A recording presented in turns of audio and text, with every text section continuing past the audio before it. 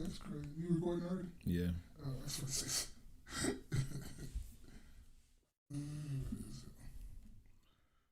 So it says, Chicago mass shooting, 15 shot, 2 critically injured at North Lawndale Halloween party, police say.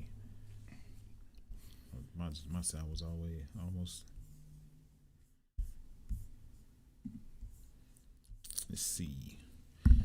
At least 15 people were shot at a Halloween party on the city's west side early Sunday, Chicago police said. The mass shooting happened after 1 a.m. in the North Lawndale neighborhood's 1200 block South Pulaski Road, police said. There was a large gathering to celebrate Halloween, party attendees told ABC 7. Officers responded to the scene and saw a suspect described only as male opening fire, police said. Why are they saying this so much? Police said the suspect fled on foot and was later arrested. Officers also recovered a gun. 6 women and 9 men were shot, police said. The victims range from 26 to 53 years old. Wow. Police said 26-year-old woman and 48-year-old man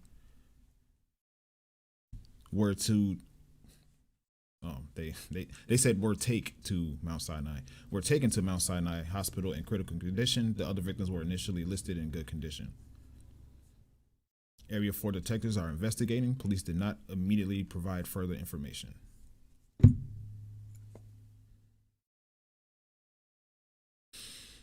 Why you say it's crazy though? The shooting? Yeah.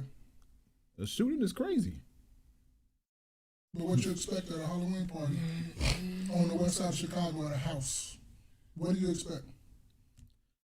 We can sit up here and say in a perfect world all we want to, like, oh, it shouldn't be shootings and nothing like that. I ask you two gentlemen a question. Would you have went to that Halloween party at a house party? No.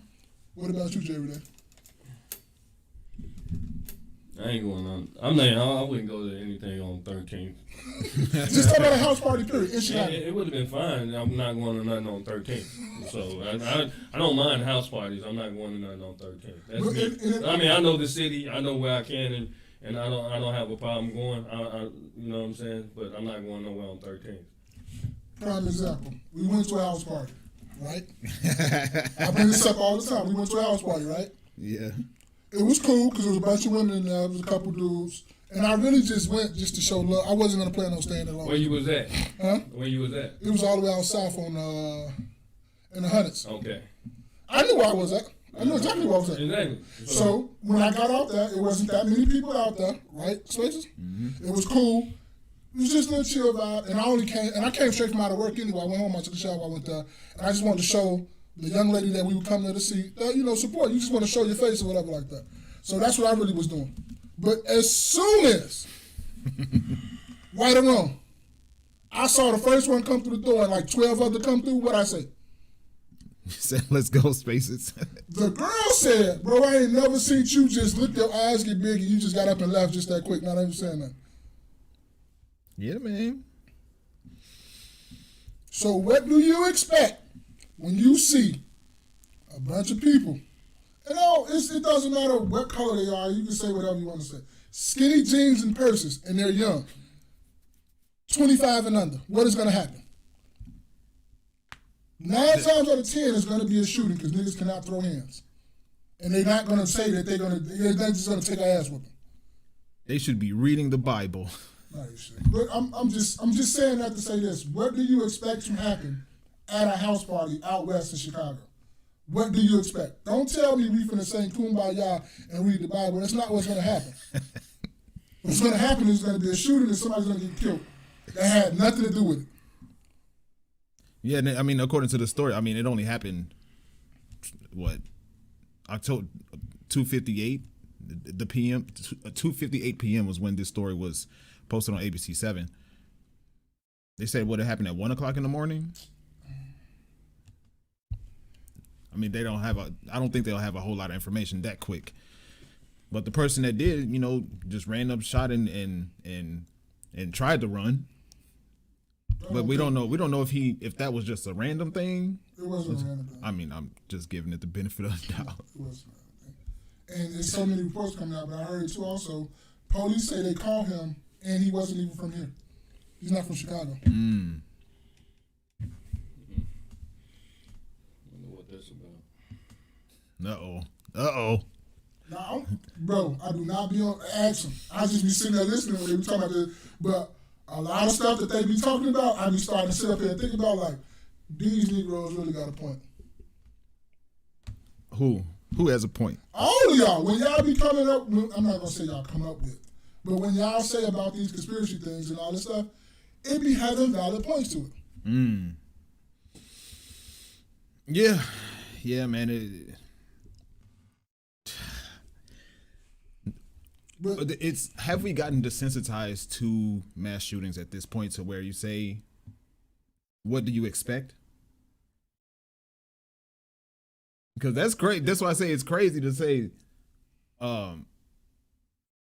it's what do you expect? I expect to be able to. I mean, granted, you live in the real world. I do not. I'm a realist. I do not expect nothing to go down. You can no. That's like when you say going to concerts. Would you rather go to a 90s R&B concert or a Little Dirt concert? R&B. But something else weighing your decision that, because you know what's going to be at the Little Dirt concert compared to what's going to be at the adult. It's going to be like an adult R&B concert because a lot of adults and a lot of grown folks will probably go to the R&B concert. Yeah. There's an R&B concert coming up this month that I want to go to, but I can't. But we know the difference. Yeah. I'm just saying, you got to know, you got to be real with it. In a perfect world, should we be able to go out, have house parties, and do all that stuff? Yes, we should be. We should be able to. But we don't live in a perfect world. You got to stop. Motherfuckers got to stop acting like that everything is ideal. It's not ideal, bro. No, I'm not trying to hear that. Use some of your common sense if you got it. You can say motherfuckers scary all they want to, but you win the odds. Can we walk out the door right now and something bad? Yes, but it's more likely to happen in an environment with a whole bunch of young motherfuckers with a number of testosterone running through their body and hurt and so much trauma built up for motherfuckers doing this or doing that to them. Any little thing to set them off, and they're not like they're trying to take your life. So which one you rather have, that one or just taking your odds with the other stuff? I definitely use discretion when making a decision like that. If somebody invited me, I got a few invitations to Halloween parties yesterday, or up until this weekend, and I can't do it because it's just for reasons like this. For reasons like this, it's just. But like you said, you got to use some discretion. Like at a certain point, you know the area, you know the most likely what kind of music is going to be played, the behavior of the people that are most likely going to be there. It ain't even really the music; it's the crowd that's there. Cause you can play rap music and all that shit with grown adults and still there's nothing gonna happen. It's the age demographic that's going to be there. That's my discretion. What's the age bracket? Well, at this party, 26-year-old woman and a 48-year-old man were taken to Mount Sinai. So that's a 48-year-old man. That's wild. I'm not laughing that he was taken to the hospital. I'm laughing at the age. Age. That's the thing I'm laughing at. Yeah, it says 6 women and 9 men were shot. Police said the victims' age ranges from 26 to 53. Yes. But I mean, there is a part. I just looked at you, man.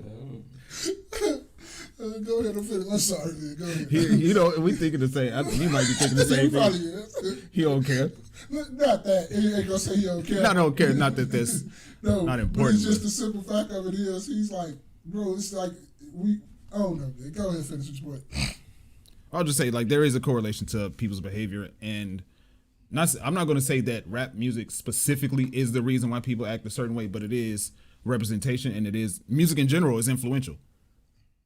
Okay. You know what I mean? So that's why, like, in certain movies, in let's just say a Fast and Furious movie, they play certain music in those scenes. Mm-hmm. When the drive-by happened in Friday, they played a certain music. Well, that's what the soundtrack is shit, the music. So, I know you want to add to it? Not really. I mean, it's Halloween, man. You always get these shootings and shit during Halloween and the weeks leading up to it. don't Halloween range up there with like the 4th of July, like the most people and random people get killed in shootings? That I don't know. I don't know, but I feel like Halloween probably take the cake. Yeah, I would Over say so. 4th of July weekend? Over 4th of July, I would say. 4th of July weekend, I like Halloween weekend. Shouldn't nobody really be getting killed? Like, should nobody be getting killed on the 4th either? Right, but it's the summertime. Oh, okay. Okay, so you factor it's it the out. summertime. Niggas is drinking. They got to fill the quota. It's the summertime, and niggas out here. Yeah. What's the 50 line? It's the summertime. Summertime is killing the season. It's hot, bitch. That's a good enough reason. But again, if you know, I wouldn't have went to nothing. No. I mean, because I just heard about the shooting as I pulled up to, over here. So he said it was on 13th and Pulaski. So 13th and Pulaski? Yeah, I mean, you know, that's where the shooting take place. And then at North London, 13th and Pulaski. So I'm like, well, I wouldn't go to any party on and niggas got in 13th and Pulaski. If you're not from here and you ride down Pulaski from, you could just say 31st. Goddamn it, till you go to goddamn it what? Up north somewhere. Mm-hmm. You can just keep going and you're not going to really stop and want to. And I love the city. Don't get me, I'm not going nowhere. I love this. I wasn't born here, but this is my city too. But I really do love Chicago. Not like, you know, brother, what you call it? Brother, DHPX. I don't love it like that because I'm not going all the way. But I do love being here. I do love being from here. I love that that I graduated from here and all that stuff. But it's just certain things I'm just not doing, man. And you should have learned that. Not as how old we are, but it's just your common shit should kick in. Like my percentages go down for something happen when I'm doing over there. You know, it's going up. The percentages go up for something to happen. Yeah. Even though you can't be on that and the people around you can't be on that. If we go over there and we hang out, the percentages of shit happening and shit kicking off is going to heighten. Yeah, you're right.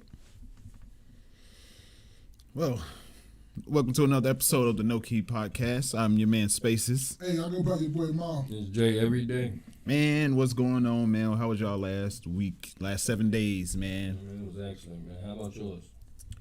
I had a lot going on, man. Okay. A lot going on. Stressful week, man. Stressful week? Yeah. What about you? Mine was kind of boring, man, because my dog, he wasn't at work. And every time neither one of us is at work, when I tell you the place I work at, I don't know if he still work there, but the place I work at, I have to hurry up and I don't really talk to nobody. So by the time I clock in and get to my truck, I done got out of the yard and everything and on the road at record number of times because I don't talk to nobody. Now, I do talk to people. I'm not going to say, hold on, let me reverse it. I do talk to people, but having in-depth conversations with people on a regular basis. I talk to my brother down there all the time. We sit there and that's all we do. We talk. Just talk. We ain't never had nothing to talk about or nothing like that.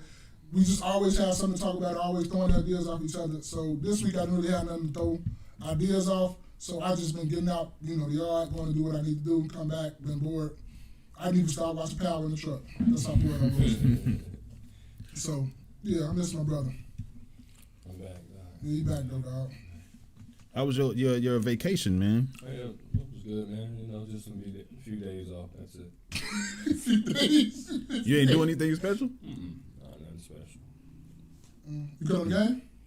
I did. It was the play space. It wasn't. It was the play space. It wasn't really the real game? Nah. Okay.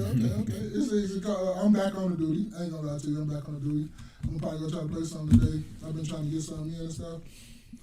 So, speaking of the duty, I was listening to a gentleman, and he was just talking about how, video games and not just video games, but things, growing up, such as movies and music.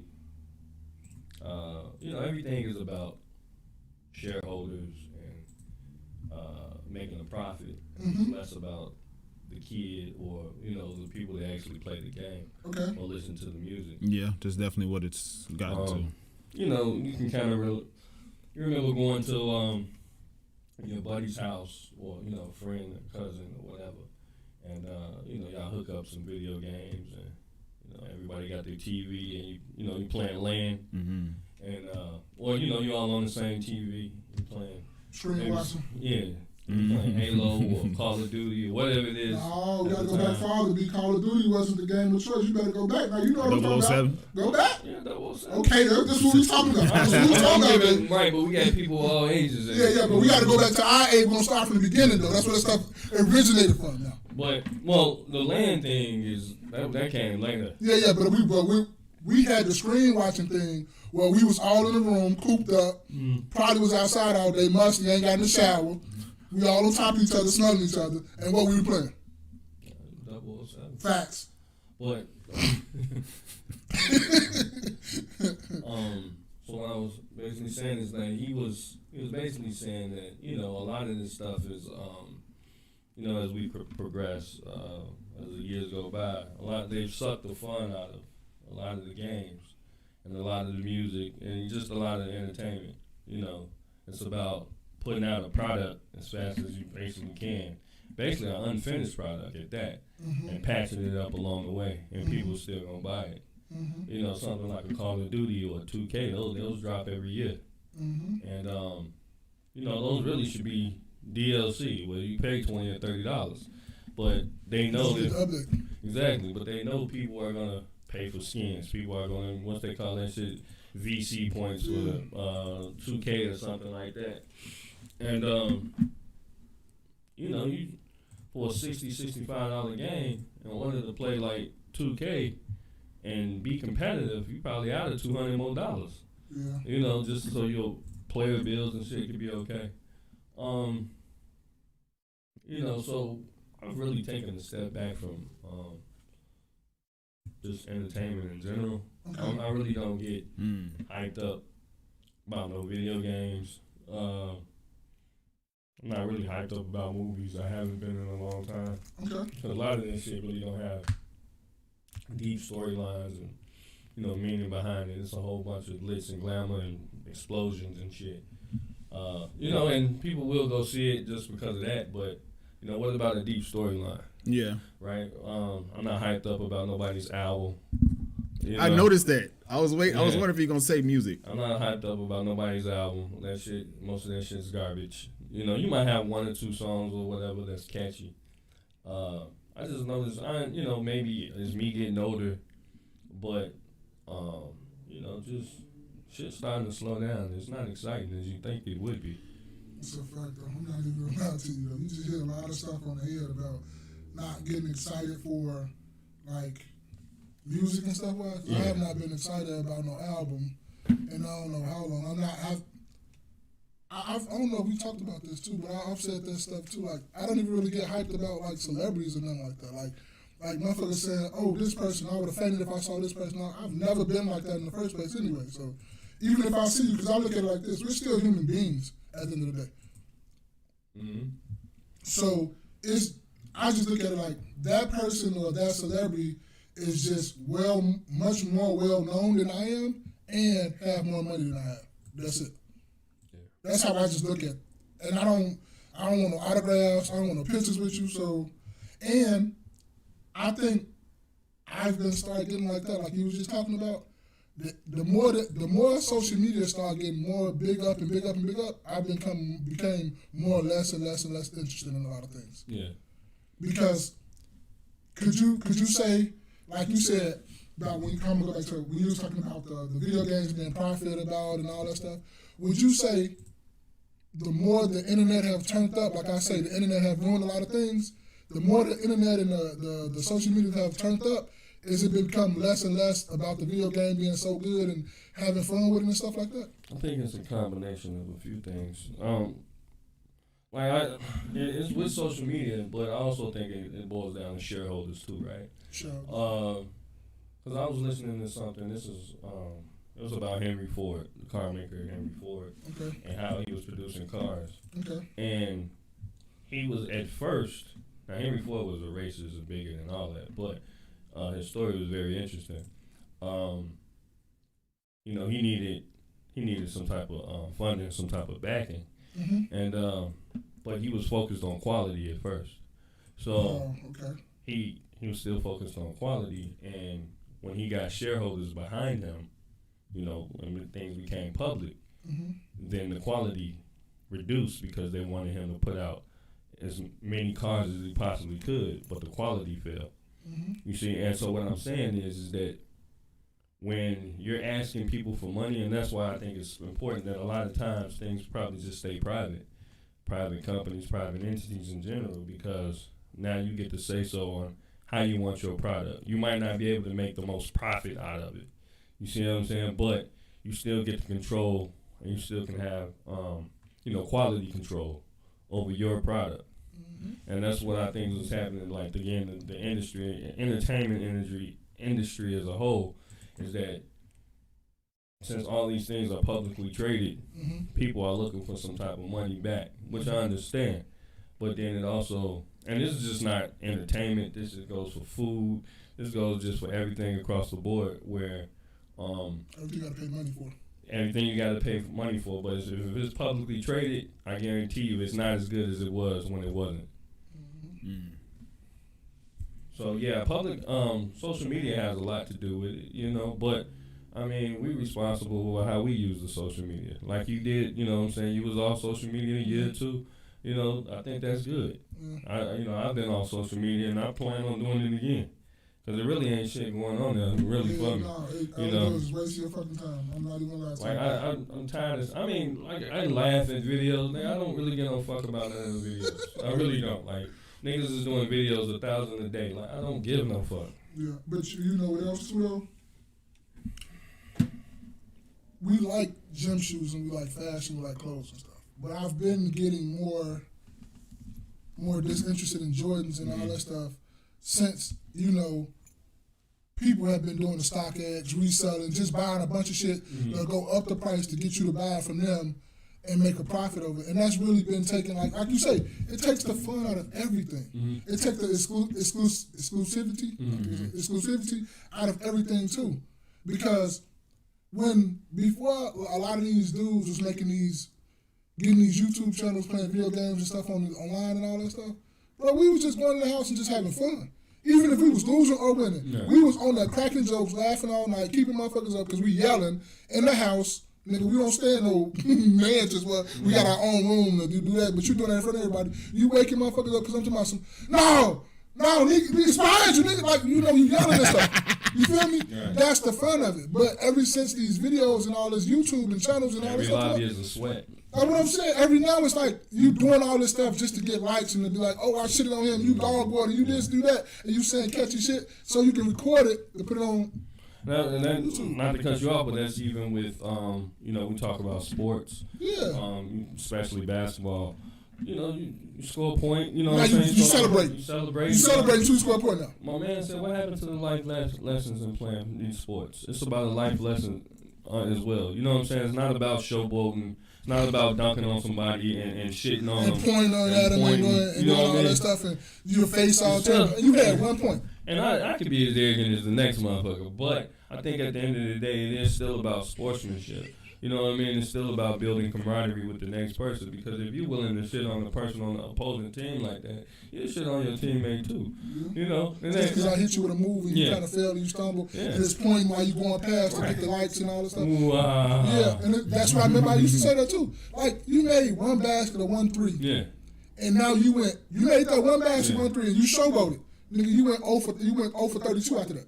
You ain't had not on one more basket since you made that showboat move. Nigga, you beat me one time, and then all of a sudden, you know what I'm saying? You know how you only gonna beat you, and then all of a sudden, that's why I don't do all the celebrating and stuff until I actually won. I've never been the person. Then, be like, all right, we play another one, because I really don't. This is just a game. Like, I'm not getting paid for this shit. That's why I don't like all the showboating and stuff. And when motherfuckers get knocked out in fighting, like you always say, you gotta show the fight. But hey, you show the fight, but you also better win. Because I'm on your ass if you don't. You talked all that shit. And now your motherfucking jaw over here, your nose down here, your eye sitting out of the socket. Because you was talking mad shit. So, yeah. I mean, that's where I find myself a lot of times. I be watching, like, Dateline and shit like that. Yeah, that's what I was going to say. Like, you got to kind of curate it to what it is that you want what you want in your circle. Because I noticed, I actually really want to go back to something you said earlier. Go back. Because you don't say nothing. Go back. So, J. Day in particular, when you said, none of this stuff really excites you anymore. Yeah. Right. Do you think it's because of overexposure? By that, I mean, I know personally, I would be on the game when I don't have anything to do. Hours. Constantly playing the game. So at a certain point, you get burnt out from it, from anything if you spend a whole bunch of time doing it. So do you think that maybe, well, that and I would say a contributing factor is there's no originality anymore. Yeah. But overexposure? No, I don't. I think you hit the nail on the head as far as there's no originality, right? So they're just reskinning every game that they, you know what I'm saying? We're doing Modern Warfare 3 again. Yeah, it's the third model. We already had that. Model, yeah. We had that before, so you niggas is doing remakes to video games. When all of a sudden you could, like, because they had, and the worst at first they had, well, we're not going to make a video game, we're going to keep this video game for 2 years. That's what they were saying. The Modern Warfare 2 was going to be for 2 years. We was going to make y'all pay for updates and like stuff like that. Y'all pay for the major updates. We're just going to update whatever we're going to do. Yeah. We lied. So that's what that's what we were going to do. Like, that's what we were going to do. We were going to just sit up here and we're going to just, add stuff to the game. Like one game in particular that I think got it right. Grand Theft Auto 5. When I tell you, me and your brother was talking about that, and he was like, that Grand Theft Auto ain't been out for 3 years. I said, no, I haven't, bro. My son been playing that shit for 10 years almost. And all they keep doing is updating the shit, and people keep buying the updates and doing the updates, and the shit is fun as hell. When you talk to people that play Grand Theft Auto, they say that shit is fun. Bills. Everybody got their own bills, especially if you're playing off like PC or something. Yeah, they do their They own. be selling crack. I'm serious. I'm serious, bro. They were here to streaming. The dude I was watching on YouTube, dude was streaming, selling crack. He was pulling up on people. Oh, you want an A? In the game, though. Yeah, in the game. He's pulling up on people selling crack. Because I know that game is a gigantic file. Yeah. Yes, it's almost a terabyte there, man. I think that file is really, really. So, yeah. I mean, but I feel like shit. That's what GTA should be. Yes, right? it should be. You know what I'm saying? It should be like it's Grand Theft Auto, it's criminal activity. This shit going on in it. But T Grizzly got his own thing inside of the game where he make you pay to come in his thing. Yeah. $100 a month or $100 a year. He had niggas working in his restaurant. Yeah. In the game. Yes. He was hiring. I was watching it. He was hiring niggas in the game to work at his restaurant. Work at the restaurant, and he had security throwing niggas out and stomping motherfuckers out. I was like, I'm dead serious. Grand Theft Auto got it right. So, and that's why I feel like every other game should be building. No, he's not lying. He's telling the truth. He's not lying. Yeah. And then guess what? They finna bring another one out that they've been working on for 3 to 4 years since they've been doing that one. And now this one will probably run another 10, 15 years like that one did. And I think that's how video games Rockstar know what they doing though. Yes, Rockstar, even with the Red Dead Redemption, they still Red Dead Redemption is cold. It's about building not just the game, but building some type of universe. I feel like every game, community, but you know what I'm saying? But it's just like, it just doesn't stop in that. It's beyond that. I feel like Fallout is one of those games that could have that. Different, Destiny definitely, they still rocking and rolling. But different games. Yeah, I'm trying to think of the word. They build a community with like longevity mixed with like dedication. And it's not nothing that is just like flashy. It's just that we're going to stick to our fundamentals of what we've been doing. We're going to heighten that a little bit. We're not going to get to where we're going to listen to some screamers to tell us what we should and should not be doing with our game. We're going to listen to the die-hard players that's been playing this shit for years and years and years on top of years to what they want. Because I think that's what's wrong with Call of Duty. Call of Duty is so big on trying to get so many people to make their shorts and their everything to get mostly seen instead of just focus on the person that's just playing this shit just to get away from everything else, just to have a little fun on the internet. That's when Call of Duty got away from that. That's when I think Call of Duty kind of went down the toilet. It's about the shareholders, though. That's what Call of Duty, because they fall under Activision. Yeah. So it's about the shareholders and how they can please them and sell as many games as they possibly can. Microtransactions. Yeah. Oh yeah. As far as that, I mean, that's how Fortnite is so big. That's how, man. Right. And I wish I would spend whatever come with the game is with the game for me. I don't spend nothing extra. But ain't that what? Because back in the day, when we sound like some real old niggas, but we is. Old niggas watching. but back in the time, right? Yeah. We never bought. Our mothers weren't giving us V-Bucks points and all that shit. Either we grind for it, or we can grind for it, or we just didn't have it. Yeah, we wasn't spending no money on no video game inside the video game unless it came with it, or we could grind to get it. Mm-hmm. We wasn't spending no bread like that on that. But now all these new kids can just, I don't want to grind for it. I want it now. Just give me a couple hours and I can just buy that right now. I don't have to grind for nothing. It's also, mixed with being online. So you got to have it right then and there. If you're going to compete, you're online versus somebody coming over your house. You could, you can grind it out by yourself, play the games, but when you got to go right online, you trying to go right into my park or whatever it is, trying to compete. When it's locked, yeah, that's the difference. When it's locked and you can't do anything, and the only way to progress is to buy, that's when it starts getting a little weird for me. But we live in a capitalistic world. Mm-hmm. We live in a capitalistic society, which I don't necessarily have an issue with certain things needing to be purchased. My issue is what is the quality of the game overall. Quality of anything though. Of the game, of clothes, shoes, cars, anything. Movies. Yeah. Look at the Marvel universe, which I don't know if you're not really into Marvel at all, right? That stuff.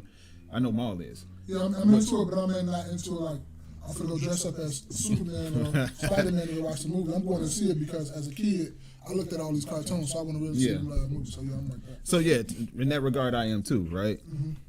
Look at the condition of it now. It's because, bro, this shit been going on since like 2009. When did the first Spider-Man, the most Iron Man hit? Was it 2009? Quite possibly. Let me check it out. Yeah. It was like 2009, wasn't it? 2008. 2008.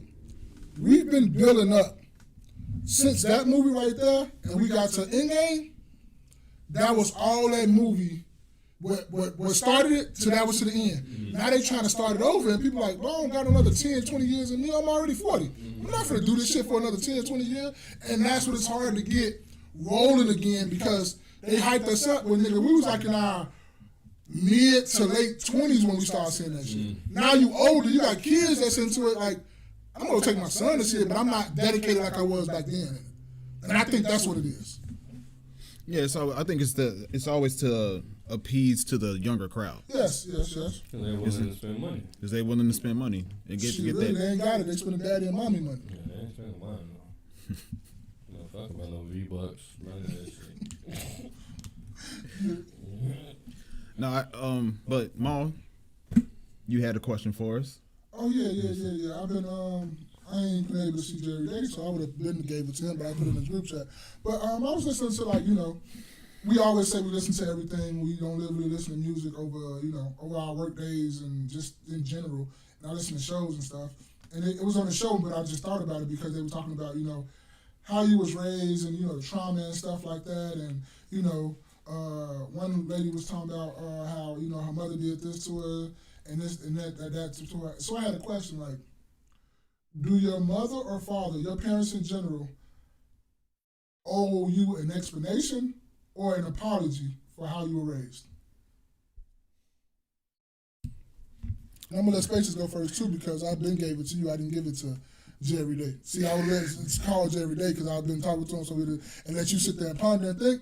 But now, nigga, I saw you first. I was talking to you all week. I've been hitting you up. You've been conversating. So go ahead. Let's hear you. See your answer, baby. I think to a certain extent they do. To a certain extent?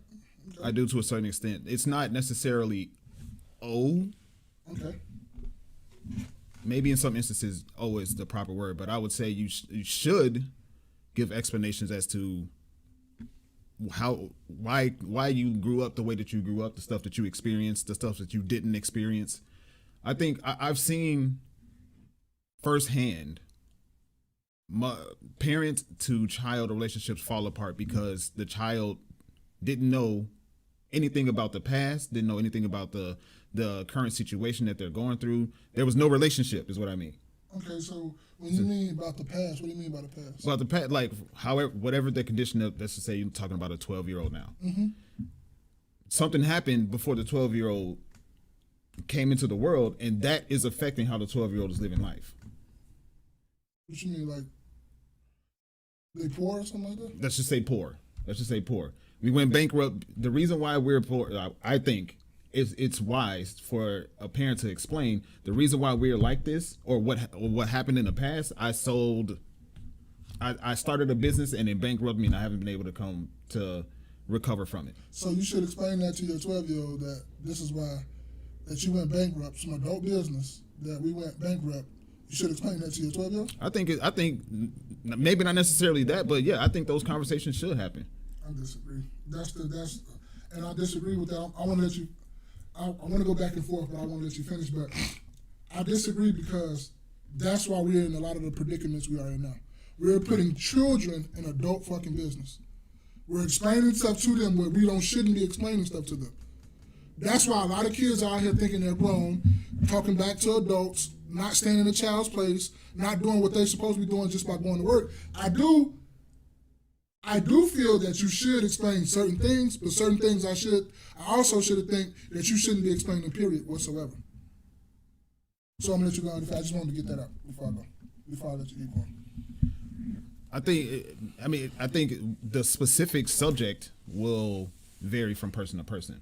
And then on top of that too, a lot of stuff that a parent goes through, if it's not dealt with, if they just carry those demons with them, they pass that situation, that experience down to their child.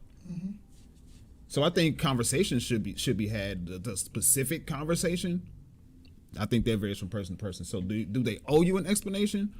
Not necessarily. Should you have conversations about what you experienced in life so your child can make better decisions? Absolutely. Okay. So it's like 50-50. It's like on and off. It's just certain subjects. Certain subjects, yeah. Okay. Do you have that? Yeah. So I mean, when I initially read it, I took it as you say, do your parents owe you an explanation or apology or how you were raised? So I'm thinking at like the age I am now, not. Oh yeah, I'm just talking. I think I was just in general over like, say for instance, like you go through your life and then you ask them. Not even if you ask them, it's just that if they come to you and just say it, do you feel that they owe you an apology and an explanation? I mean, if it turns out that it was something they did to my detriment, yeah, you do owe a child an explanation. If it's something that they know they could do better, could have done better, or they weren't around, and something that could help ease the mind of their child, yeah, they owe you an explanation. Because I mean, you didn't come into this world on your own, right? So I think they do owe you, hey, this is why I did X, Y, and Z, or because a child will go throughout life and just feel like maybe some resentment or something or whatever to their parent, and just the parent being able to just step up and say, hey, this is why I did this, or this is why I didn't see you because your mom, you know what I'm saying, or this is why I didn't see you because your dad, or you know what I'm saying, whatever reason.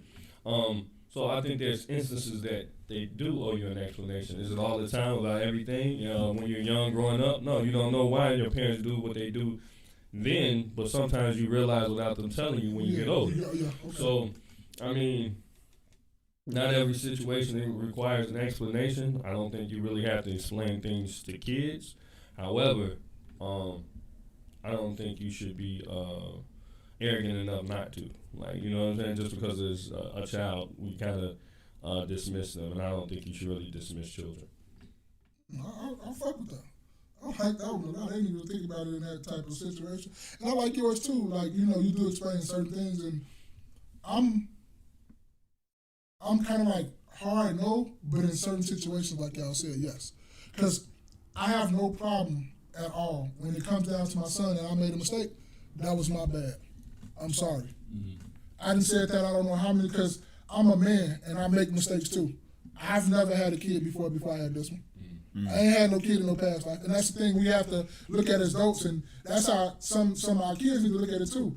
We don't, even if you got 1, 2, 3 kids, you're still going through this one time. Now, you might have went through some stuff with your daughter or your son that you can look for the next kid or the second kid you can look out for. You can, adjust to that and do and adjust to what you need to adjust to so they won't have to go through that too. But it's still you learning on the fly. We learn how to parent on the fly. Mm-hmm. Even though we're taking stuff that we learned from our mother and our father, and we're trying to take, I liked it the way they handled me with that. That was cool. Even though I didn't like it then, I'm going to take that because I think that they handled that right. But this, I don't like that because I don't like the way he talked to me and do that. So I'm gonna try to do that with my kids. So you take bits and pieces from what you've learned from your parents, and you try to, imitate that and turn it into your own type of parenting style. But explanation and explaining to kids, I don't think that. Like, if they come and ask you a question, you can explain it to them and, like, I ain't gonna say dumb it down, but bring it down to, like, kids' terms so they can understand it, yeah. If they ask you and if you think it's, like, nothing too adult, but that's the problem. We try to put so much on our kids' plates that we turn them into adults and they missing their whole fucking childhood and not having fun and just being a kid. Because we're trying to explain so many, this bill is like this, and it was late because of this, and this is kilowattage, and this is how much this bill costs, and this is They ain't ready for that shit. Now, when they get older, you can explain that stuff to them so they can know about their bills, but we shouldn't be explaining adult things in adult situations to kids. I don't believe it. I don't rock with that. I think if you're putting there's a difference in explaining the situation and how it played out to them versus setting expectations on their behavior. Okay. So if a parent went through an abusive childhood, okay, a lot of times people don't do whatever is necessary, whether it's therapy, whatever they need to do to deal with that stuff, so they don't pass that same thought process, that same behavior down to their child. Okay. So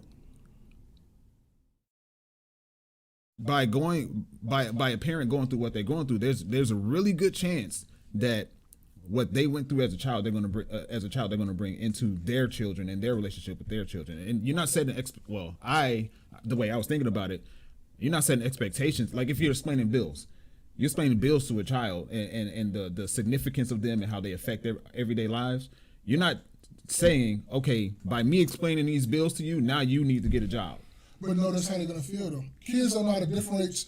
That's like if you tell a kid, what is one thing?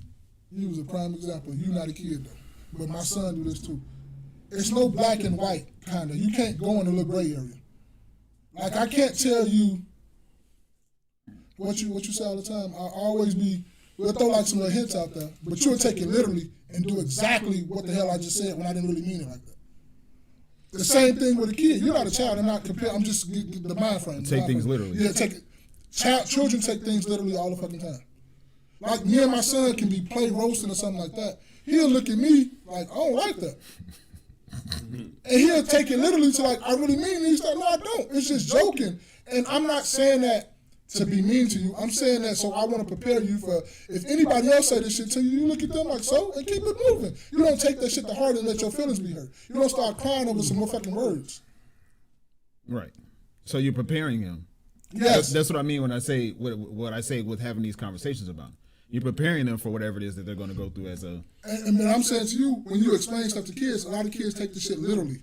Most of them, majority of them. They don't have no sarcastic shit in their mind and bodies like we used to. Right, and that is a part of the conversation. It should be a part of the conversation that you're having with them. Mm-hmm. I'm not saying that whatever it is, let's just say I'm talking to my child. Mm-hmm. I'm not saying that you have to do what I'm saying. I'm telling you what happened and to get you exposed and knowledgeable of the situation should this come to pass for you. Okay. You see what I'm saying? I get you. So I definitely know. I mean, just like you're saying, the kids take that literally, right? Uh-huh. Someone could also say that you telling this situation to your kid, they don't know what to do with it. They don't know anything about it. Mm-hmm. Like what could a 12-year-old know about having to go to work and pay bills? Nothing.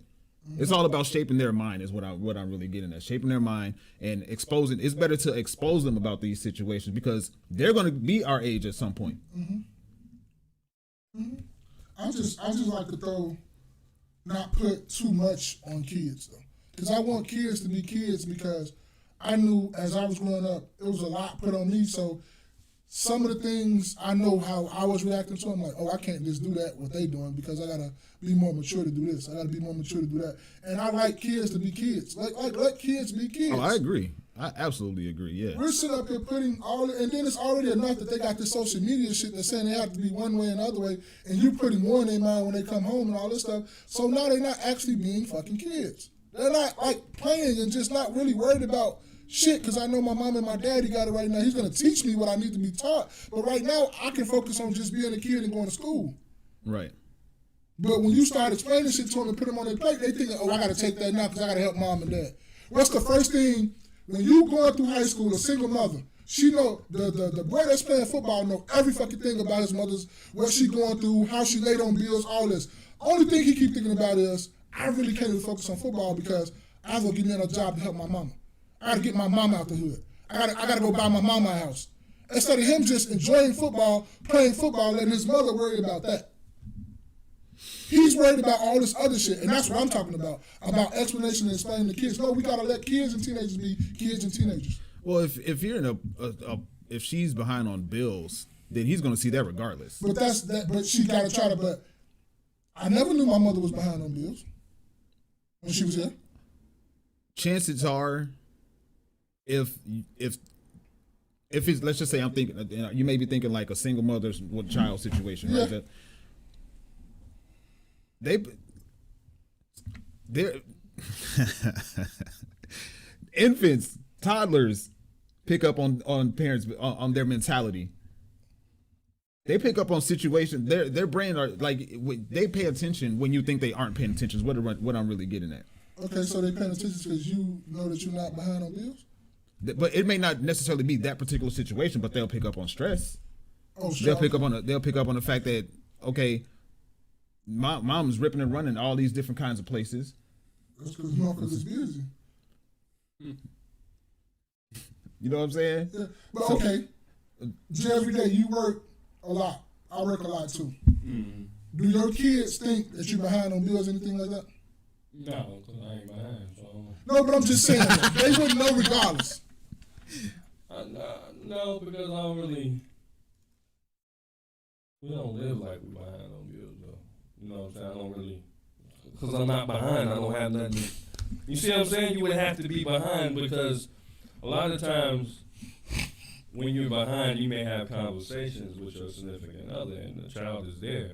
Or, you know, it might be in another room and they can overhear something like that. So, you know, that's what it boils down. So, I'm not behind on any bills, so I'm not going to have a conversation and the kids is not going to be worried. Yeah. But, you know, I can remember growing up knowing that, you know, we weren't in the best of situations. That's a good point. You know, granted, I didn't know how much money was in the account that anybody had, but I knew, like it was, you know, sometimes it could be a little rough. Like, I want this particular kind of food, and it's like, nah, get the cheaper one.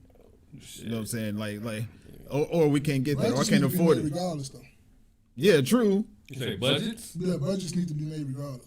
Yeah, but that's something we can say now. You know what I'm saying? But that's true. When you're 9, 10 years old, you know, you don't have any say on what your parents is doing. So most people ain't running around with budgets. Let's be honest. Like, yeah, it's the budgets do be sounding good. Motherfuckers just go past the budget. Like, it's nothing. I got that credit card. So like, I want this. So yeah, we can. You know, budgets sound good. People they go past that all the time. So I do too. You try to say it, and then you got to go back to it. Like, bro, didn't you say this? Draw that hard line in the sand. Like, bro, your whole government got a budget. What are they doing? They're steady raising it. We're going to raise it again. You know what I'm saying? Yeah. Like, you niggas can't stick to your own budget. That's true. But, yeah. But it's just a nice thing. And me and Stogie was talking about it, too. And it's just the way I was raised. I really don't just put... Me and you had these conversations. Like, I really don't look at people. I don't be caring about when people say they're going through so much stuff because you're grown. After a certain time, your trauma might not have been yours to handle. It might not have been yours to give to you, but it's your responsibility to handle it. Mm-hmm. So, and I'm saying that to say this. I know I might have butchered it how it's supposed to go. Just because your mother and your father handed down you some trauma, Negro, ladies and gentlemen, it's still your job to handle that shit when you start getting old enough to know what's going on. When I'm old enough, I don't mean 18, 19, 20. I mean like in your mid-20s. Like 24, 25. You should start recognizing, like, bro, I went through this, I went through that. I got to handle this. I got to see how I'm going to cope with this. I'm not saying as soon as you get out of high school and all that stuff. Because to me, you shouldn't even really be on your own when you're 18 anyway. I was having this conversation with somebody else too. You shouldn't be still living with your parents. To be honest with you. Obey them rules and stay with your goddamn parents. They set rules and boundaries up, you're not really paying the rent. So just mind and obey their rules and their regulations and stay there rent-free still, man. Until you get on your feet. Because that's how the other people do it, and that's how they get ahead. They move right out into a house. They don't move into apartments. They move into houses. And that's because they stayed with their parents until they was 24, 25, 26 years old, and they went right into a house. Credit $900. Matter of fact, credit $1,000. You want to go that high. It's $1,000. Because what they do, stay with their motherfucking parents until they was already right, knew about budgets, knew about money and all that stuff. Right, through their parents having conversation with them, right? But that's when they was like 20-something now. You're supposed to have them conversation now. But you don't think that's too late to start having conversations at the age of 20? Look, you're getting me mixed up when I'm saying not having the conversations with kids. I'm saying don't be putting everything that you're going through on your kids. You should not be having down hard just because you ain't got no fucking friends and you ain't got no life making your kids your friend.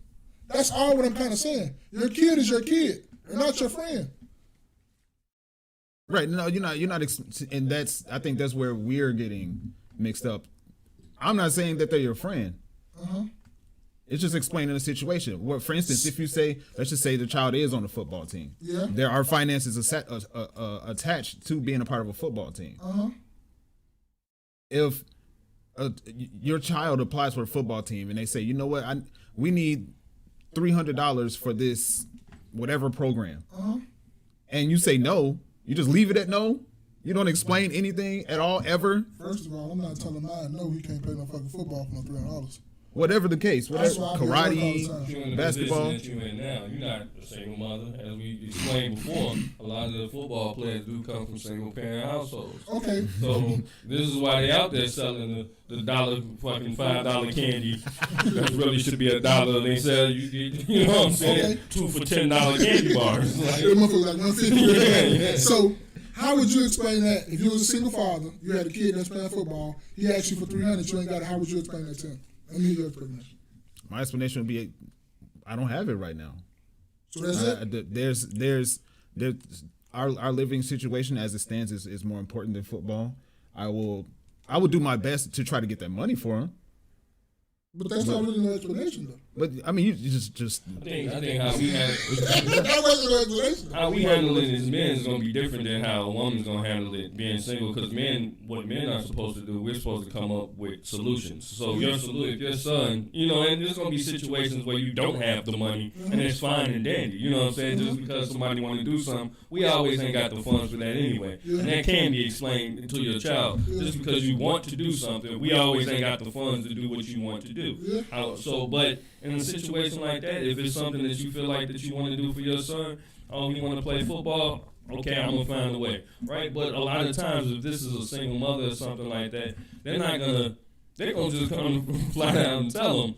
A lot of them is just gonna flat out like, we ain't got it like that or whatever it is. But it's up to men to come up with solutions. So a lot of times we're not going to go and say, hey, well, I ain't got it. You know what I mean? Yeah. Unless that's a bitch ass nigga, which is a lot of bitch ass niggas out here in the world. Okay, make y'all kill an example.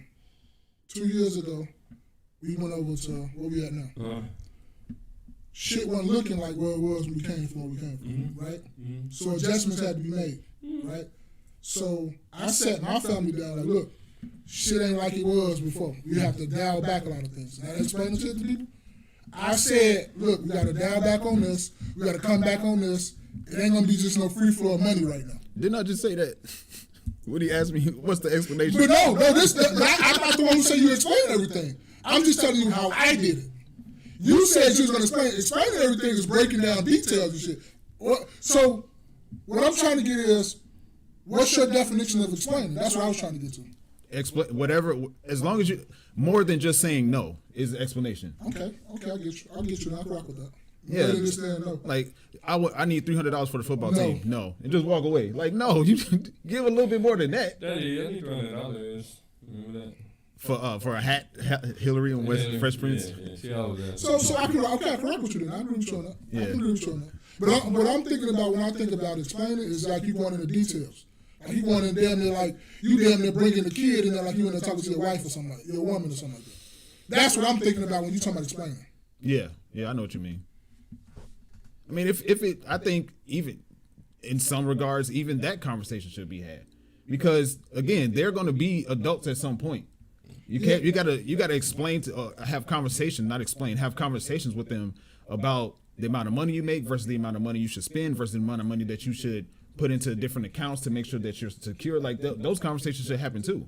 But that's when you throw bits and pieces. You don't just lay blam. What the basketball player have to say? He said the basketball player. You don't do my dog like that. I know. Say D Brown. Like, that's the basketball player name. Oh shit. D Brown What's said, going on, man? Damo, man. I hate Trump too, bro. yeah, kids here when you tell your woman I gave you money to pay that bill, how the heck we still have a balance? But shit happens sometimes. Don't ain't gonna lie. But as long as you catch up all that shit in one time, it's cool, man. Everything happens, man. But yeah, I just thought that was real good. And I know people gonna have their different things of how they take and all that stuff.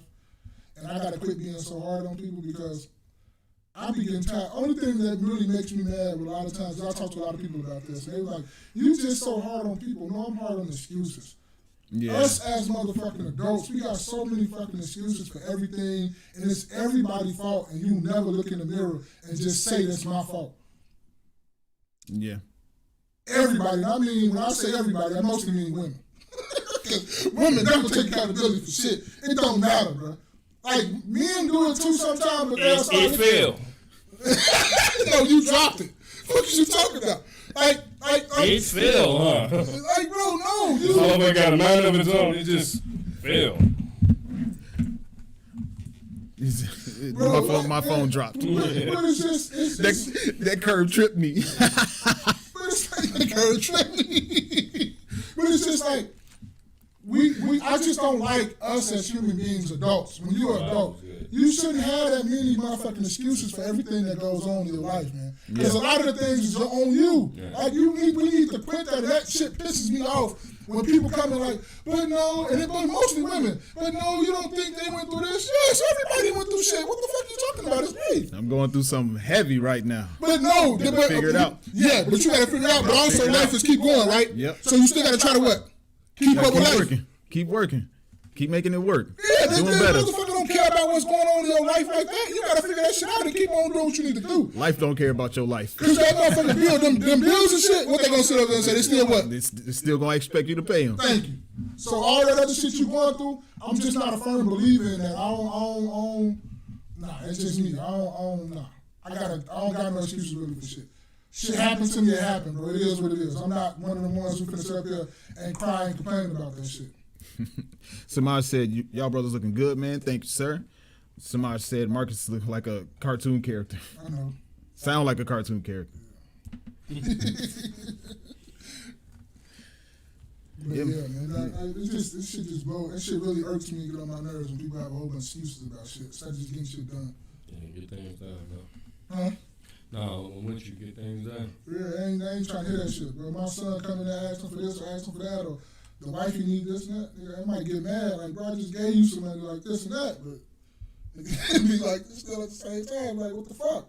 I still gotta get shit done because this my household. I gotta get this shit done. I ain't trying to hear that shit. Yeah, this bill's still expected to be paid. Yeah, and I gotta pay him. I ain't trying to hear that.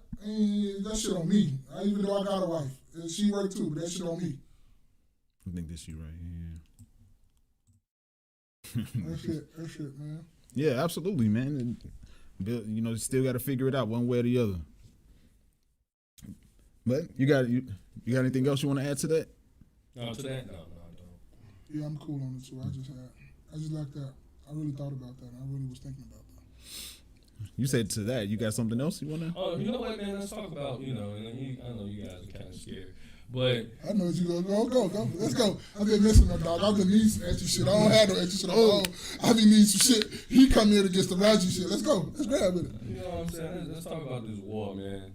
That's what I really wanted to talk about. Because others we kind of skimmed over it, you know, we hadn't even been talking about it. Not really. Right? So you got the Palestinians versus the Israelis. You still got Ukraine versus Russia. Yeah. And then you got the war in the United States, the immigrants versus us, Americans. So right now we're in a 3-front war. Hey, we about to be in the fourth. Yeah, here we about to be in the war. Let another. We sitting up there shooting rockets and shit out skies and blowing up shit, bro. Motherfuckers say they ain't we, but if you live in the United States, that's we. We finna be in another motherfucking war. We fought in 2 wars, and we gonna get in one our goddamn selves. 1 in 3. The immigrants, that's coming up out of our pockets. Yeah. So let me ask you guys, what do you guys think about that? So Maz, you say I don't know about much more going on. So again, man, we got the Israeli and Palestinian war going on. They say Hamas and bomb whatever the fuck over there. You got the Ukrainian and Russian war. You probably heard much about that. And then again, we have the war on the citizens of the United States, particularly the citizens of Chicago, like myself, in the state of Illinois, because it's not only going to affect the people of Illinois, it's going to affect the citizens of, or it's not only going to affect the people of Chicago, but it's going to affect the citizens of Illinois, right? Because legislation and stuff is going to get passed, and, you know, it's going to take a lot of hits for everybody. So what are your stance on any of these wars? Are you for, are you pro, like, you know, are you for the Ukrainians? Are you for the Russians? Are you for the Israelis? Are you for the the Palestinians? Are you for the, you know, the immigrants? Do you think they should be here, or should they go about a different way of doing it? What do you think about that? And look, man, y'all gotta be 10 toes down on what you gonna say, man. No. You know, because I know YouTube be censoring. My answer is just short and sweet, bro. Some things you just need to mind your fucking business. Like, we sitting over here fighting wars, and me and Spaces and damn near came to, like, not agreeing, but with student loan debt and the shit that's going on, debt that's going on here. But we sitting over here study selling out $2-3 billion, $1 trillion at wars and shit over for other countries. But we always ain't got no money for the people that stay here, that works every day, that try to do their fucking best. Do their best, but we over here fucking up with shit for people from another country. Right. That ain't got shit to do with the United States. Because we trying to buy their country, so when they playing a long haul game because they trying to buy them now, so 20, 30 years from now, they can still run this bitch. What do you think about those countries? They say, well, those countries are America's biggest allies. Right, it's like your friends, from what I understand. Yeah, y'all my friends, but if I can't really front it out right now, I'm sorry, I can't front it. I can't do nothing. I ain't got it. Right or wrong, Jerry Day, you ain't got it, you ain't got it. I ain't got it. I'm not gonna find a way like nigga. I don't got it right now. I'm just it is. You probably want to not get into it with them niggas. But you ain't got it right now. I ain't got it. And that's just one of my main things. Like, and then people are like, oh, we gotta help, we gotta do this. We don't gotta do a motherfucking thing. Not motherfucker. Because ain't nobody gonna come over here and fuck with us. I don't give a fuck who you are. You're not fucking with us. I just started seeing some shit, because you know that in wartime, they started showing all the weapons and shit that they got. How they got motherfucking submarines that can stay in the water for shit ton of days. Yeah, months and Sundays. And then creeped up on the shores of somebody else shit. They didn't even know they was there all this time. So we got enough money for, we don't need what we need help for. And what's crazy is, you know, we talk about, you know, budgeting and you know, how much money we spend with the military, and we leave shit behind, you know, military surplus back in Iraq and left all that equipment over there. As soon as we get through with using the equipment, we leave it over there for that. Like my nigga, we could use that. You can fly that shit right back. Right. Yeah, you know, we can melt that shit to the shores. Whatever. That shit back on this boat. We can melt that shit down, whatever. But you don't get to keep the shit. No, you don't. No, you don't. You know what I mean? Just like if I bring you a motherfucking 6-pack of beer over there, nigga, I expect my 6-pack to be in your refrigerator when I come back next time so I can drink that shit. You like, nah, bro, that's me. That's me. You can't look just at I might be able to hold the cans for you. But you can take them cans back. But nah, man. Yeah, I'm with that all the way. So what you said, because I know you wanted to go, get you some proper English going on. No, I don't got no proper English. I just, my issue is with the collateral damage, the lives that are lost, that are just innocent people. Mm-hmm. They ain't got nothing to do with nothing. They just trying to go do what they do. Just kind of a guilty by association type of thing, or just casualty award type of thing. And that's my biggest, one of my biggest issues with it all. I still don't know enough. I don't know enough to feel confident to really say which one is right, which one. But I do know that we need to focus on home first. That's a fact. Yeah. You got too much shit going on. Too much shit going on. In front of all these police stations. Homeless, mental institutions. All these police stations. Yeah. I think focus on home first before you try to shell out help for anybody else, especially people that are, call it what it is, adding to the problem. Like I'm talking about this migrant situation that's going on. You just like literally all of this money that's going to them. Where has this money been this whole time? This whole time for the people that have been living here. That's a fact. Like you clearly got it. Clearly you have it. You know what I'm saying? Clearly you have it. Even with the wars, it's like, oh, you guys just got $100 billion to give the motherfuckers. Yeah. Dog, when he had shelled out that, bro, he said he went another bill where he had asked Congress for another $100 billion. Bro, you asking for $100 billion like they're $100 bills, bro. It ain't even like, oh, let me get 100 million or 10 million. This Negro said 100 billion. Do people know how much 100 billion is? How much 100 million is? That's a lot of fucking money. 100 billion is basically Jeff Bezos. Bro, they can take care of like so many motherfucking families of generational wealth. Of their kids going to college, their kids just living the life that they want to live. Mm-hmm. Yeah. They don't want to do that. They want to blow up a building. That's what I'm saying. But $100 billion is a lot of fucking money. Yeah, and it's for you to say we're gonna put the American problems on a shelf. Mm-hmm. That's a fact. And we're gonna bring these people in that aren't even American people. That's a fact. And then you turn around and give them all of the privileges that it takes people years to get. You're working on giving them work permits. Yeah, and then they tell you, hey man, you need to pull yourself up by your bootstrap, man. So are we in the brink of another world war? Yes. And I find it ironic that, Call of Duty, because Call of Duty they kind of drop some shit. And, we have this Modern Warfare 3, which is basically a World War 3. And I've always said, it's captured in the podcast, is that shit, we need another war. It's wartime. It's wartime, right? That boy pulled up on me and said it's wartime. Like, no, it's not, nigga. I'm not ready. I'm not ready. Because we spend so much time, foolishness, these fucking Instagram videos, Facebook videos, niggas and bitches twerking. What restaurants are acceptable for you to not take me to? Exactly. It's too much free time on your fucking hand. You know what I'm saying? And this is what they say, what the hard times will, you know the phrase, right? Yeah, tough times make tough men. Yeah. Tough men make easy times. Easy times make weak men. Weak men make tough times. There we go. So it's too much goddamn easy times. That's what I was thinking, that same thing, bro. I was like, tough men have made easy times. Yeah. And we've been floating pretty well for a long time. We had some wars. We had that Persian Gulf. We had stuff Iraqi war and stuff. But we even the Korean War, a lot of shit we wasn't even supposed to be getting in Vietnam. But we had some pretty stable times within this country. And now we've moved forward to like all this social justice shit, and I think it's just time for, hey, fuck all. You think the Russians is over there twerking and stuff? They don't know they don't know what we identify as over here, though. Who, the Russians? Yeah. I don't even think them niggas get no fuck. They don't know what we This is for Mother Russia. Multi-voca. Non-binary, traditional, his, hers. They hit a thing of vodka, them Russians go crazy. But that's what we worry about over here. They don't worry about that shit in other countries. They only worry about that shit here. That shit not as in other countries. So.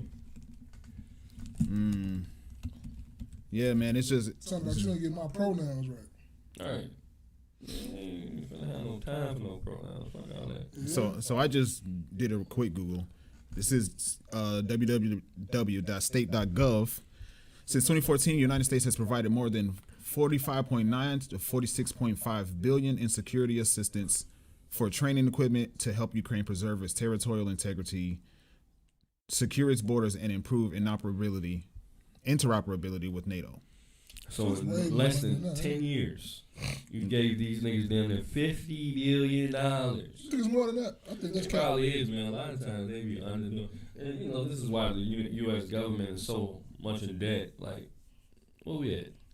$30 trillion in debt. But they also say, too, remember that one time they say they had lost track of something, and it was like $100 billion they didn't know where it went? Yeah, that was part of that. That was long ago. 33 U.S. Debt is $33 trillion. Hey, boy, you better tell them I ain't got it. To put that in perspective. 33, go back. Dog, that look crazy, bro. Like, when you start talking about that T word, that's crazy, bro. Just to put that in perspective, the U.S. GDP is 25. You said GDs? No, GDP. Oh, GDP. Oh, Gross domestic product. Oh, my bad. So the U.S. GDP is about $25 trillion a year. We couldn't even clear that up in a year. If all the funds went towards that shit. That means nobody's eating beef. Bro, $33 trillion, bro. It's going up.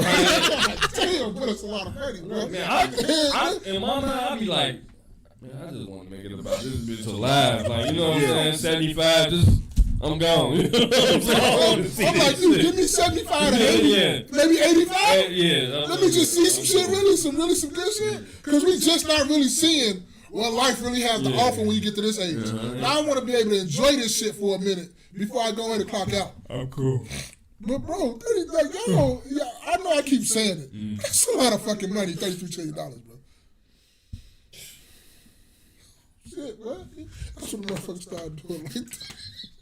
Ain't got it. Ain't got it, boy.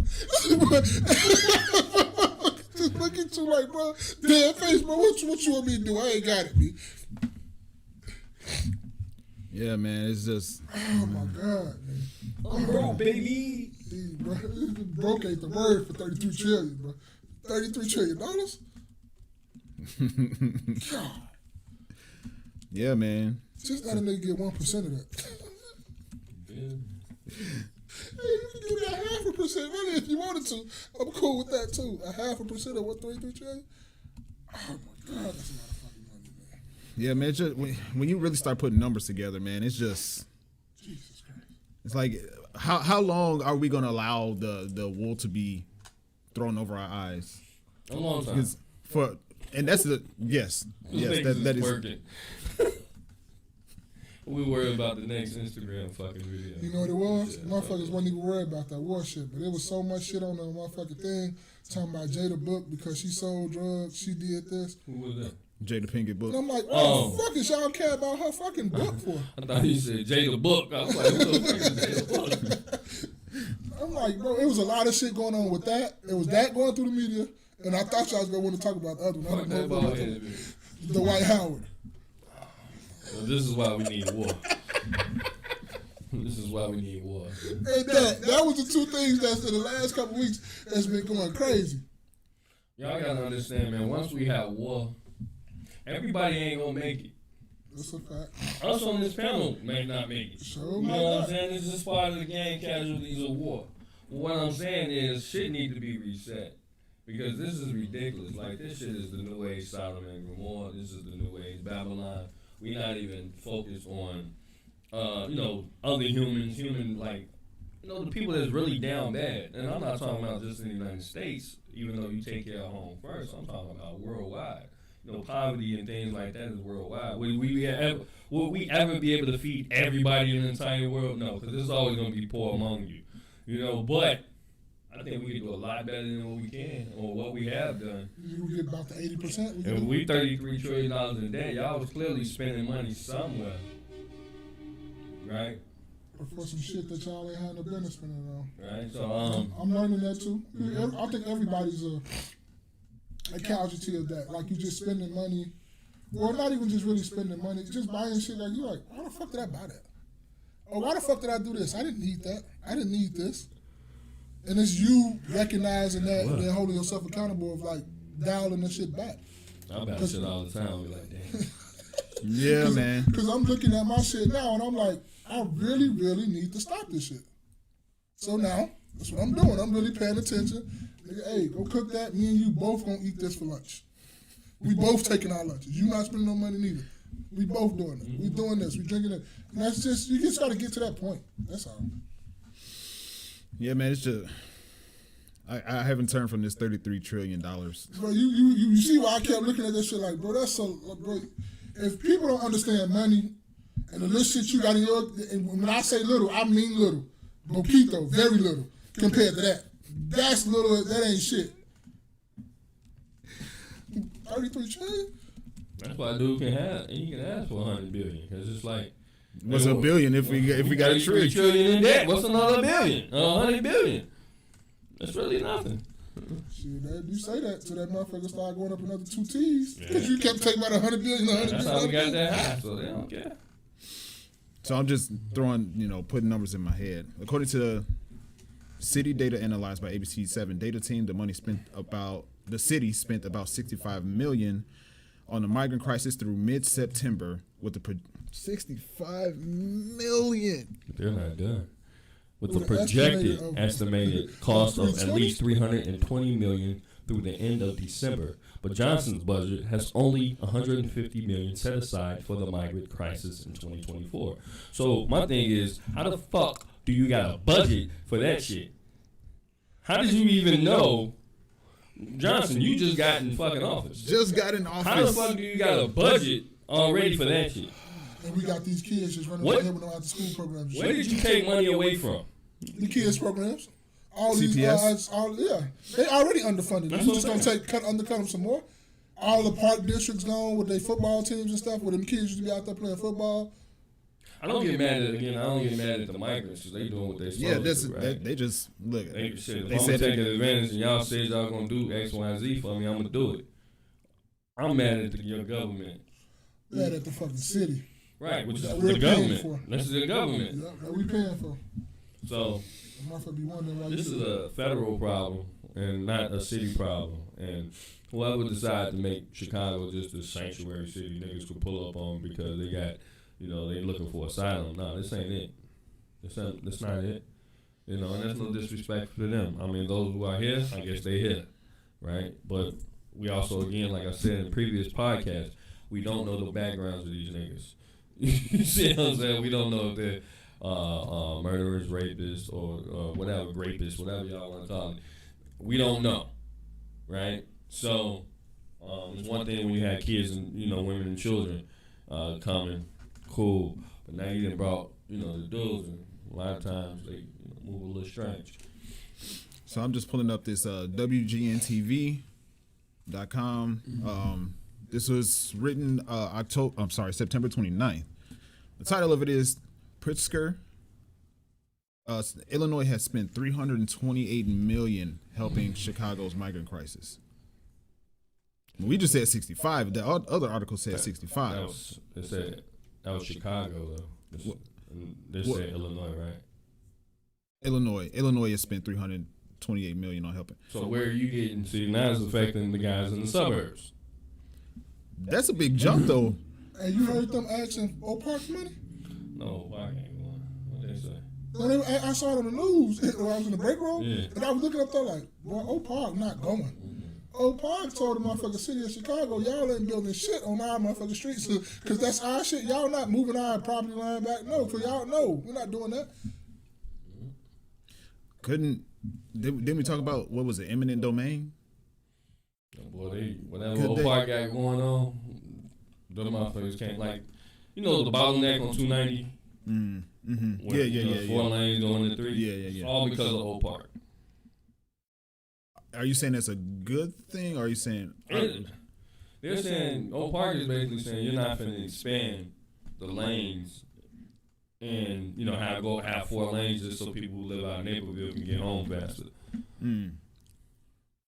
So can they potentially hit them with an eminent domain? But I think that shit been locked up in litigation for a minute. Mm. So and you forget, Paul got bread. Yeah, that's the bread. thing that you. The eminent domain, that shit happen because people don't have no bread. Yeah. And you got to take this money because you can't fight the government. There you go. Paul got bread that they can sit up here and tie this shit up in court until you get tired. Them motherfuckers, Paul got money. You hit the nail on the head. That's one thing about it. Think about it, This though. shit got money. When you got money, you can do shit like that. Like you go fight the government. Government got unlimited resources, but you gotta be like, okay, we got enough to fight time for some years. We cool. Think about what them expressways, you know, when they made the initial expressway, it's all through poor neighborhoods. Yeah. You know what I mean? Even then, I'm not saying Bensenville is poor or anything. However, Bensenville didn't have enough money to stop O'Hare expansion. Nope. You know what I mean? So they litigation ran out. Oak Park, these people are full of lawyers, they're full of doctors, they're full of accountants, you know, just all professional people, white collar people, teachers, so on and so forth. You're not finna just steamroll your way through this shit. Plus, it's a rail line through there too. Yeah, so you can't do it. So you just can't do anything that you want to do anyway. Oh yeah, that alone. Too. Yeah. So that's what helped them out too. You had to reroute the trains. Yeah, well, it's not even owned by the U.S. So most rail lines aren't owned by any U.S. companies. A lot of them is owned by Canadians. Do y'all remember when Moss said, I think it was last episode, he said, Jeremy, they be having some random facts that don't know. Like, what are the odds that he would know? I kind of think that it makes sense to me, even though I never heard that. I think I did have heard that the Canadian, but you look on all the railroads, if you just pay attention to all what they'll say on the side of the carts, they're always Canadian, some Canadian this, Canadian that. So you're like, I know the U.S. can't own this shit. Yeah, I mean. Well, I know I didn't know that. I never thought about it. But I never really thought about it either. But like when he said it, the thing in your head like, oh, this makes sense. Yeah, that's another whole country that owns that shit. So they gonna like it goes with the Chicago the meters, right? So the meters in Chicago, parking meters, okay. right? They're subleased out to, or they're leased out to another company. So first, I think it was the Canadians that bought it or leased it. You know what I'm saying? They took it and now they passed it on to another country, or the Chicago Skyway. All that money is supposed to come to Chicago, but Mayor Daley at the time decided to pull a fast one, so he could get as much money as he possibly could to, you know, I guess so they say to cover whatever the budget was, but they said that thing is undervalued by like 10 times, you know what I'm saying, what it's worth. So you sold it for $75 million. You got $770 million. You could have got it, for $750 million. Damn, almost $1 billion. Yeah. Damn. So you're losing so much money, you know. All because you're trying to move fast just to get the phone. Yeah, and my numbers could be off as far as that, but all I know it is undervalued. The meters and the Skyway for what they leased it out for, you know, these 75-year lease and this 99-year lease. And I know that Skyway is ridiculous, because if you miss that turn, and you go through the Skyway, it only take one time. Motherfucker hit you with that bill of $15, and you look, right? I just replenished my Skyway pass. I mean, my toll pass. No, but what you do is you hit you with it because when you didn't have, we'd have iPads and stuff. You had to pay that shit cash before they had this shit. And you look around and you see how many cars paying $7 to $10. You like, they won't get me again. They get me all the time. I ain't gonna lie. You take Skyway? If I need to, yeah. I'm not sitting in none of that. I feel like the amount of time that you spend sitting in traffic, like if you coming back, it'd be like deadlocked. You're gonna spend that sitting in gas, using gas. If you do it every day, your time or whatever. Now, would I do it every day? No. But you go to the traffic. Yeah, I'm sitting in traffic. I'm gonna find another way. But a lot of times when I'm coming from a trip, you know, East Coast trip or something, yeah, I'm taking the Skyway. I want to get home as quick as possible. You look at railroads? No, sanctuary cities. Sanctuary cities / states. I was just trying to see, like, because it's in the article with J.B. Pritzker, he had a question that said, I'll read the paragraph. The city of Chicago has received more than 15,000 migrants, some pointing to Republican governors for sending migrants to Chicago, but the Democratic mayor of El Paso, Texas, chartered 2 buses of migrants to the city last weekend. Governor Pritzker responded to the Democratic mayor of El Paso sending migrants to Chicago. He needs to listen to the cities that he's sending folks to and start thinking about whether or not this should be spread across the country. Why is he not sending anybody to Idaho or Wyoming? Because he cousins with them. Why would he send them to them? He want to try to get it to you, to break you down, to get your ass out of office. Right? Ain't that will be the plan? Because Idaho is closer, right? Idaho, Wyoming. Yeah. Not Quite the same. Yeah. About the same. Texas, I don't know. Well, I was just trying to, triangulate. Like, why are they sending people to Chicago? And New York is also having an issue. Well, New York is a bed for immigrants anyway, so That's they got true. everything. They got a mixture of everything. That's true. that's what they wanted to be. That send them there, and then They are. New York is overpopulated too. yeah, it is. But that's what they want to be. People steady. They moved in droves. I've never been to New York City. One of the few cities I haven't been to, but Yeah, I've been there before. Whatever you see in the movies, as far as like how crowded the sidewalk is, that's real. Like walking side by side, got to squeeze through. Yes, that's real. So I'm thinking like, okay, New York is already overpopulated. Now we're adding more. Yeah, just send them more. it was 15,000 more people. 15,000 more. I'm with you every day. Get their ass from that. He shouldn't be talking like that, but still at the same time. Like, yeah, I mean, I get it. They humans, and all that. But damn, you can't save everybody. If that was the case, right? And this is real talk. Like, cause y'all quick to save them people from down there. But as soon as them Haitians was coming over, what y'all was doing? They was kicking that boat back. Like, you know what I'm saying? They wasn't. So it's like with the darker skinned folks, you know what I'm saying? When they need some asylum, oh no, you going head back to what? I told y'all that story about my father. Probably did. I'm gonna say it again. Yeah. I mean, he hit right, so we good. Right? That's a long time ago. You made it. I was before 85. That had to be like, what, damn near 80? Probably 70s.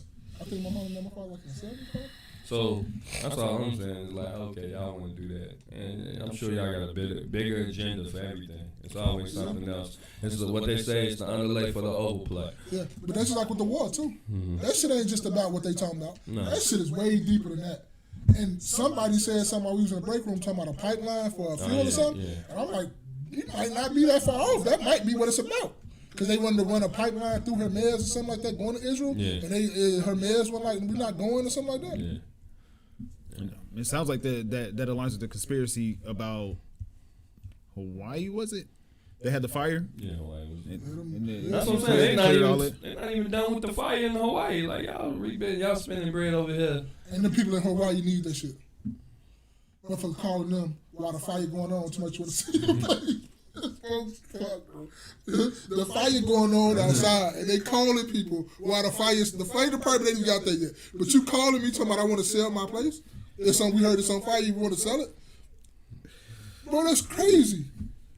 Hurry up and buy. And he's like, don't worry about it. We'll put that out. Y'all just leave. We'll send the wire over. Just leave. We'll put that out. Don't worry about that. That's crazy. That's all I got for y'all. Want to wrap up today? Yeah, man. You know what? All I got to say is you know what? Everybody, you live in the moment, right? Just live in the moment. Today, tomorrow's not promised to nobody. Appreciate yesterday. Sometimes, man, look in your rearview mirror a little bit. Just don't always stare down. And what's in front of you. I mean, I know we do have to plan things and stuff like that, but live in the moment because sometimes people, situations are always not going to be. There's people in situations are always not going to be there for you. Things change, people change. So, that's all I got to conclude with. That's a good one. That's a nice one, bro. Go check out the No Absolutes podcast with Will Hill. It's a great conversation over there. Great dude. This has been another edition of the KNoWKi podcast. Wear your crown. Build your legacy, Kings. I am your man, Spaces. It's Jay every day. Hey, I go by your boy Maul, man. Leading the journey.